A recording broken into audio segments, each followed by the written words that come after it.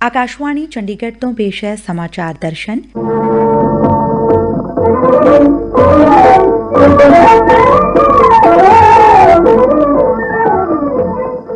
ਅੱਜ ਦੇ ਅੰਕ ਵਿੱਚ ਸ਼ਾਮਲ ਹੈ ਵੀਰ ਬਾਲ ਦਿਵਸ ਅਤੇ ਸੁਸ਼ਾਸਨ ਦਿਵਸ।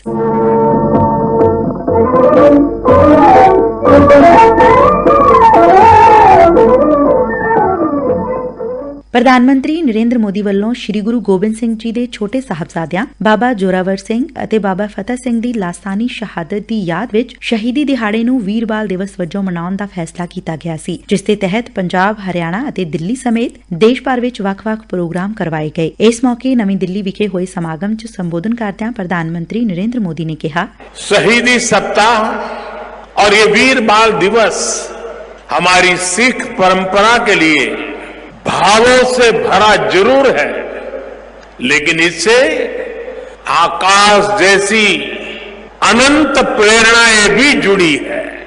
वीर बाल दिवस हमें याद दिलाएगा कि शौर्य की पराकाष्ठा के समय कम आयु मायने नहीं रखती। वीर बाल दिवस हमें याद दिलाएगा कि 10 गुरुओं का योगदान क्या है, देश के स्वाभिमान के लिए सिख परंपरा का बलिदान क्या है। वीर बाल दिवस हमें बताएगा कि भारत क्या है, भारत की पहचान क्या है। हर साल वीर बाल दिवस का ये पुण्य अवसर हमें अपने अतीत को पहचानने और आने वाले भविष्य का निर्माण करने की प्रेरणा देगा। भारत की युवा पीढ़ी का सामर्थ्य क्या है, भारत की युवा पीढ़ी ने कैसे अतीत में देश की रक्षा की है, मानवता के कितने घोर प्रघोर अंधकारों से हमारी युवा पीढ़ी ने भारत को बाहर निकाला है। वीर बाल दिवस आने वाले दशकों और सदियों के लिए ये उद्घोष करेगा। वीर साहिबजादों के चरणों में नमन करते हुए श्रद्धांजलि अर्पित करता हूं। हरियाणा के मुख्यमंत्री मनोहर लाल ने छोटे साहबजादियां ਨੂੰ श्रद्धांजलि भेंट करदਿਆਂ ਕਿਹਾ, 26 दिसंबर का दिन हम सबके लिए बड़ा गौरव का दिन ऐसा माना जाना चाहिए। देश के प्रधानमंत्री जी ने आज के दिन को गुरु गोविंद सिंह जी के जो 2 बच्चे लड़ाई के अंदर शहीद हुए और 2 बच्चे जिंदा दीवार के अंदर भी चुने गए, सभी वीर बालकों के जिन्होंने बलिदान दिया देश के लिए, धर्म के लिए, उनको अपनी ओर से नमन करता हूं और निश्चित रूप से उनको श्रद्धांजलि एक कविता के माध्यम से जरूर मैं देना चाहूंगा।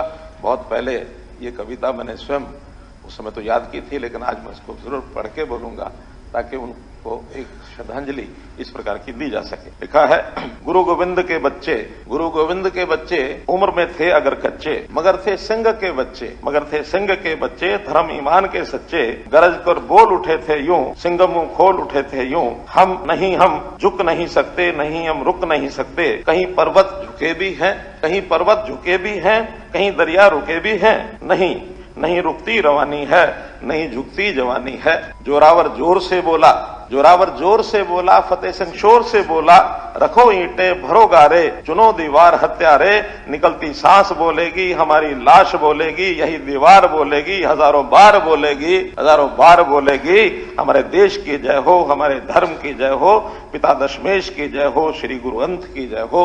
ਕੁਰੂਕਸ਼ੇਤਰ ਤੋਂ ਗੁਰਦੁਆਰਾ 6ਵੀਂ ਪਾਤਸ਼ਾਹੀ ਦੇ ਹੈੱਡ ਗ੍ਰੰਥੀ ਭਾਈ ਗੁਰਦਾਸ ਸਿੰਘ ਨੇ ਛੋਟੇ ਸਾਹਿਬਜ਼ਾਦਿਆਂ ਦੀ ਲਾਸਾਨੀ ਸ਼ਹਾਦਤ ਬਾਰੇ ਆਪਣੇ ਵਿਚਾਰ ਸਾਂਝੇ ਕੀਤੇ। ये जो साहिबजादों की शहादत है, ये समूचे भारतवर्ष की भलाई और सत्य धर्म की रक्षा और उस वक्त का जो यहाँ का जितना भी भारतवर्ष का जनसाधारण था, जिन्हें उस वक्त की हुकूमत हिंदू कह के संबोधन करती थी, उनकी रक्षा के लिए ये साहिबजादों द्वारा छोटी सी उम्र में एक बहुत बड़ी शहादत दी गई। ਗੁਰਦੁਆਰਾ 6ਵੀਂ ਪਾਤਸ਼ਾਹੀ ਦੇ ਗ੍ਰੰਥੀ ਭਾਈ ਸੁੱਚਾ ਸਿੰਘ ਨੇ ਵੀਰ ਬਾਲ ਦਿਵਸ ਮਨਾਉਣ ਤੇ ਕੇਂਦਰ ਸਰਕਾਰ ਦਾ ਧੰਨਵਾਦ ਕੀਤਾ। ਧੰਨ ਸ਼੍ਰੀ ਗੁਰੂ ਗੋਬਿੰਦ ਸਿੰਘ ਸੱਚੇ ਪਾਤਸ਼ਾਹ ਮਹਾਰਾਜ ਜੀ ਦੇ ਲਖਤੇ ਜਿਗਰਾਂ ਨੂੰ ਸ਼ਰਧਾਂਜਲੀ ਸ਼ਰਧਾ ਦੇ ਫੁੱਲ ਭੇਟਾ ਕਰਦੇ ਹਾਂ। ਵੀਰ ਬਾਲ ਦਿਵਸ ਦੇ ਰੂਪ ਦੇ ਵਿੱਚ ਦਿਹਾੜਾ ਨਿਸ਼ਚਿਤ ਕੀਤਾ ਗਿਆ ਹੈ, ਸੋ ਉਸ ਦੀ ਸਰਕਾਰ ਦੀ ਕਾਰਗੁਜ਼ਾਰੀ ਦੇ ਲਈ ਬਹੁਤ ਧੰਨਵਾਦ ਸਰਕਾਰ ਦਾ।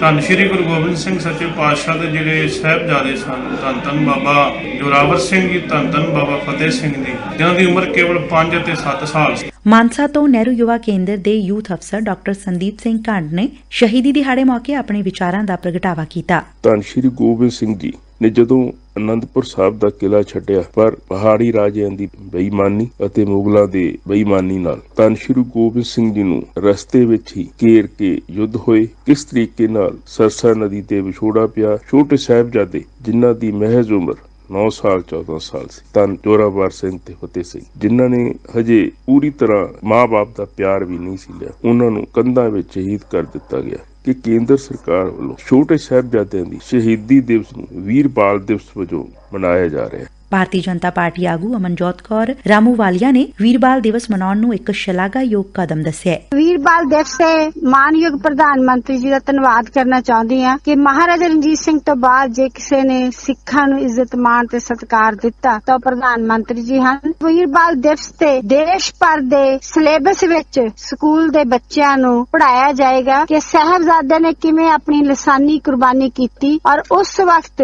ਹਿੰਦੂ ਧਰਮ ਨੂੰ ਬਚਾਉਣ ਲਈ ਔਰ ਸਿੱਖ ਧਰਮ ਦੀ ਨੀਂਹ ਖੁਦ ਨੂੰ ਨੀਹਾਂ ਵਿੱਚ ਚੜਵਾ ਕੇ ਦਿੱਤੀ। ਸਿੱਖ ਧਰਮ ਮਾਣਮੱਤਾ ਇਤਿਹਾਸ ਹੈ, ਸਾਨੂੰ ਆਪਣੇ ਬੱਚਿਆਂ ਨੂੰ ਸਿੱਖ ਧਰਮ ਨਾਲ ਜੋੜਨਾ ਚਾਹੀਦਾ। ਫਾਜ਼ਿਲਕਾ ਤੋਂ ਬੀਜੇਪੀ ਦੇ ਜ਼ਿਲ੍ਹਾ ਜਨਰਲ ਸਕੱਤਰ ਅਸ਼ਵਨੀ ਫੁਟੇਲਾ ਨੇ ਵੀਰ ਬਾਲ ਦਿਵਸ ਮੌਕੇ ਨਮਨ ਕਰਦਿਆਂ ਕਿਹਾ, ਮਾਣਯੋਗ ਪ੍ਰਧਾਨ ਮੰਤਰੀ ਜੀ ਦੀ ਪ੍ਰੇਰਣਾ ਸਦਕਾ ਦੇਸ਼ ਦੇ ਵਿੱਚ ਸ੍ਰੀ ਗੁਰੂ ਗੋਬਿੰਦ ਸਾਹਿਬ ਜੀ ਦੇ ਛੋਟੇ ਸਾਹਿਬਜ਼ਾਦਿਆਂ ਦੀ ਯਾਦ ਵਿੱਚ ਵੀਰ ਬਾਲ ਦਿਵਸ ਮਨਾਉਣ ਦੀ ਸ਼ਲਾਘਾ ਕਰਦਾ। ਪ੍ਰਧਾਨ ਮੰਤਰੀ ਜੀ ਦੇ ਇਸ ਵੀਰ ਬਾਲ ਦਿਵਸ ਦੇ ਸੰਦੇਸ਼ ਨੂੰ ਘਰ ਘਰ ਪਹੁੰਚਾਉਣ ਦੀ ਕੋਸ਼ਿਸ਼ ਕੀਤੀ ਹੈ ਅਤੇ ਉਸ ਅਦਵਿੱਤੀ ਸ਼ਹਾਦਤ ਨੂੰ, ਜਿਨ੍ਹਾਂ ਦੀ ਸ਼ਹਾਦਤ ਨੂੰ ਯਾਦ ਕਰਦੇ ਹੋਏ ਅਸੀਂ ਆਪਣੇ ਬੱਚਿਆਂ ਨੂੰ, ਆਪਣੀ ਆਉਣ ਵਾਲੀਆਂ ਪੀੜ੍ਹੀਆਂ ਨੂੰ ਜੋ ਕਿ ਪੱਛਮੀ ਸਭਿਅਤਾ ਵੱਲ ਨੂੰ ਜਾ ਰਹੀਆਂ ਹਨ, ਉਹਨਾਂ ਨੂੰ ਇਹਨਾਂ ਸਾਹਿਬਜ਼ਾਦਿਆਂ ਦੀਆਂ ਸ਼ਹਾਦਤਾਂ ਦੀ ਦੱਸ ਕੇ ਉਹਨਾਂ ਨੂੰ ਪ੍ਰੇਰਨਾ ਦੇ ਸਕਦੇ ਹਾਂ। ਤਰਨਤਾਰਨ ਤੋਂ ਬੀਜੇਪੀ ਵਰਕਰ ਅਮਨਵੀਰ ਸਿੰਘ ਨੇ ਵੀਰ ਬਾਲ ਦਿਵਸ ਮਨਾਉਣ ਦੇ ਐਲਾਨ ਲਈ ਸਰਕਾਰ ਦਾ ਸ਼ੁਕਰੀਆ ਅਦਾ ਕੀਤਾ।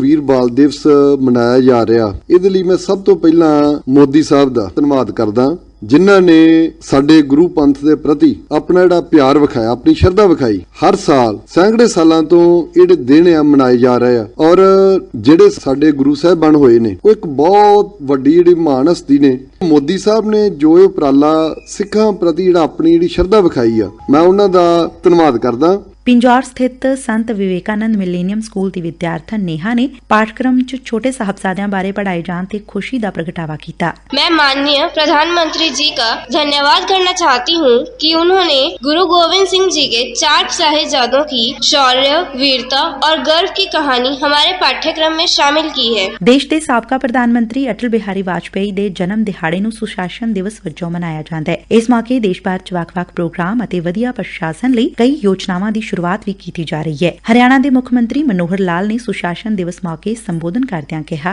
आज के इस अवसर को पिछले 8 वर्षों से सुशासन दिवस के रूप में पूरे देश में मनाया जाता है और इस दिन का महत्व जैसा हम जानते हैं, देश के पूर्व प्रधानमंत्री आदरणीय श्री अटल बिहारी वाजपेयी जी और महामना पंडित मदन मोहन मालवीय जी, इनकी जयंती का ये दिन होता है। ऐसे अवसर पर मैं सभी महानुभाव जिनका जन्मदिन है, आदरणीय अटल बिहारी वाजपेयी, महामना पंडित मदन मालवीय जी, उनके चरणों में नमन करता हूँ। सुशासन दिवस मनाते हैं हर वर्ष। इस सुशासन दिवस पर हम हरियाणा में भी अपने जितने भी नए प्रयोग हैं, कुछ नई योजनाएं हैं, नए प्रकल्प हैं, उनकी शुरुआत करते हैं और इस अवसर पर हम लोग इस घोषित महज एक गवर्नेंस डे की बजाय, सुशासन दिवस की बजाय इसको एक संकल्प के रूप में और हम चलाते हैं। पंजाब बीजेपी के सूबा कार्यकारी मैंबर नरिंदर सिंह राणा ने कहा, ਭਾਰਤ ਸਰਕਾਰ ਵੱਲੋਂ 25 ਜਿਹੜੀ ਦਸੰਬਰ ਨੂੰ ਸੁਸ਼ਾਸਨ ਦਿਵਸ ਵੱਲੋਂ ਮਨਾਇਆ ਜਾਣਾ ਸ਼ੁਰੂ ਹੋਇਆ ਹੈ। ਇਹ ਇੱਕ ਮੀਲ ਦਾ ਪੱਥਰ ਹੈ ਕਿਉਂਕਿ ਜਦੋਂ ਤੋਂ ਭਾਰਤ ਦੇ ਵਿੱਚ 2014 ਤੋਂ ਬਾਅਦ ਪ੍ਰਧਾਨ ਮੰਤਰੀ ਸ੍ਰੀ ਨਰਿੰਦਰ ਮੋਦੀ ਜੀ ਦੀ ਸਰਕਾਰ ਬਣੀ ਹੈ, ਉਸ ਦੇ ਵਿੱਚ ਜਿਸ ਮਦਨ ਮੋਹਨ ਮਾਲਵੀਆ ਜੀ ਹੋ ਗਏ, ਅਟਲ ਬਿਹਾਰੀ ਵਾਜਪੇਈ ਜੀ ਹੋ ਗਏ, ਹੋਰ ਸ਼ਖਸੀਅਤਾਂ ਜਿਹੜੀਆਂ ਕਿ ਭਾਰਤ ਦੀਆਂ, ਉਹਨਾਂ ਨੂੰ ਚਾਹੇ ਭਾਰਤ ਰਤਨ ਦੇ ਨਾਲ ਨਿਵਾਜਿਆ ਗਿਆ। हरियाणा के खेतीबाड़ी मंत्री जय प्रकाश दलाल ने सुशासन दिवस मौके आकाशवाणी के पत्रकार नाल गलबात की। प्रदेश सरकार के द्वारा सुशासन दिवस मनाया गया और हमारे मुख्यमंत्री जी ने बहुत सारी योजनाओं की आज शुरुआत की है और लोकतंत्र के अंदर जो मकसद होता है गरीब कल्याण की योजनाएं हों, हर आदमी को शासन का योजनाओं का लाभ है सीधा उन तक मिले, इसी भाव से हरियाणा सरकार काम कर रही है। ਕੇਂਦਰੀ ਰਾਜ ਮੰਤਰੀ ਕਮਲੇਸ਼ ਢਾਂਡਾ ਨੇ सुशासन दिहाड़े मौके ਵੱਖ-ਵੱਖ योजनावां बारे दस्सिया। शासन दिवस मनाया जा रहा है। आज हमारे प्रदेश के माननीय मुख्यमंत्री मनोहर लाल जी ने राज्य स्तरीय जो कार्यक्रम पंचकुला से ऑनलाइन जुड़ने का काम किया हर एक जिले में, जो बहुत सारी योजनाओं का भी आज शुभारंभ किया है। अंबाला ਦੀ deputy commissioner doctor Priyanka Soni ने जिले 'ਚ हो रहे कार्यों बारे जानकारी दी। हमारे जिले से 2 प्रोजेक्ट्स का सिलेक्शन किया गया था, जो भी सिलेक्शन कमेटी थी उसके माध्यम से, जिसमें कि एक एमसी अंबाला की ओर से जो SWM का मैनेजमेंट है, सॉलिड वेस्ट मैनेजमेंट है, स्वच्छ भारत मिशन के तहत वो मैनेजमेंट के लिए अवार्ड दिया गया है। इसी के साथ ही एजुकेशन डिपार्टमेंट को जो क्वालिटी ऑफ एजुकेशन इंप्रूव करने के लिए कई सारे प्रयास उनके द्वारा किए गए हैं, उसके लिए पूरी एजुकेशन डिपार्टमेंट की टीम को यहाँ से सम्मानित किया गया है। ਇਸ ਦੇ ਨਾਲ ਹੀ ਸਮਾਚਾਰ ਦਰਸ਼ਨ ਦਾ ਇਹ ਅੰਕ ਖਤਮ ਹੁੰਦਾ ਹੈ। ਪੇਸ਼ਕਸ਼ ਆਕਾਂक्षा ਸਕਸੈਨਾ, ਵਾਚਿਕਾ ਚੰਚਲ ਸ਼ਰਮਾ, ਪੇਸ਼ਕਾਰੀ ਸਹਾਇਕ ਸੁਖਵਿੰਦਰ ਸਿੰਘ।